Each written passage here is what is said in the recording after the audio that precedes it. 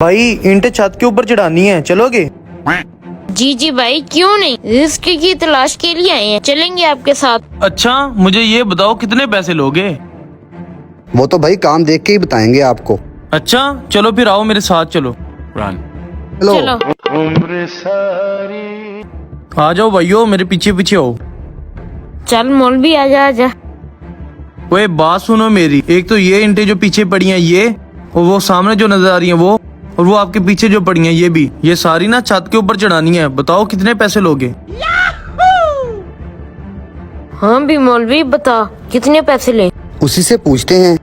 चलो आप पहले बताओ, आप कितने पैसे दोगे हमें? मैं तुम्हें 2000 दूंगा। नहीं नहीं भाई, इतने में हमें वाले नहीं आता। अच्छा तुम्हें 3000 दूंगा, इससे ऊपर 1 रुपया भी नहीं। तुम तीनों को 3000। नहीं नहीं, हमें कोई 3000 समझ नहीं आता। हैं?